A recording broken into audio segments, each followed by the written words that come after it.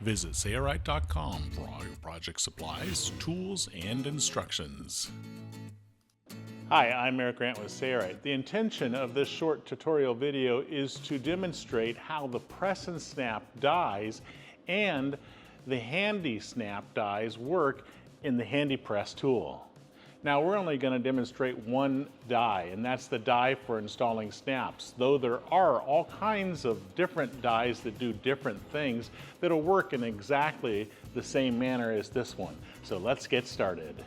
Before we get started, you need to know that the HandyPress may just be the best hand press ever made. Besides the fact that it takes almost any brand die set made for any brand hand press, it has some major advantages that other hand presses don't even come close to matching.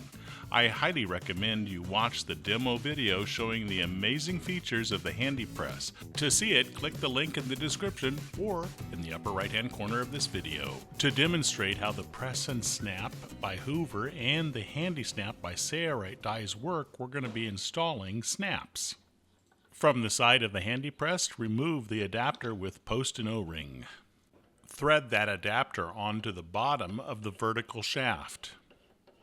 On the right side of the HandyPress, there are two adapters. We're going to take the smaller of the two and install it in the base of the HandyPress.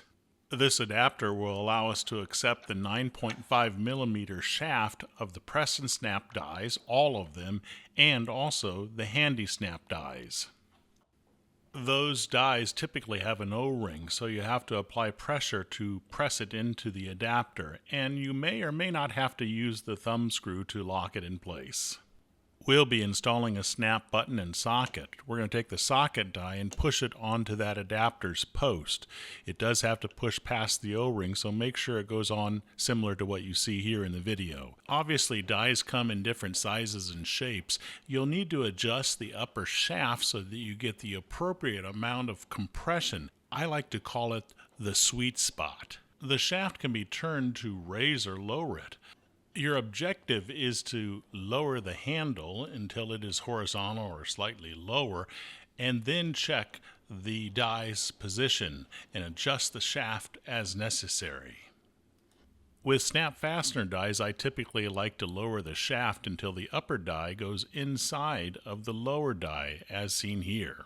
At that position, the lever should be horizontal or slightly downward. Now we'll load a button on the bottom die. This is a 1/4 inch button, and on the top die, a socket. The first fastener may need adjustment of the upper shaft, so we're going to put our fabric assembly in this. This is 6 layers of Sattler marine grade fabric to press the lever and then check the snap, and then we can raise or lower the upper shaft depending on how well it's set. Once it's set for your snaps and your fabric assembly, you can simply reload snaps and install fasteners as quickly as you like. Again, this is only one example of the many press and snap dies by Hoover that will work in the HandyPress. The HandyPress will also work with multiple other brands and types of dies.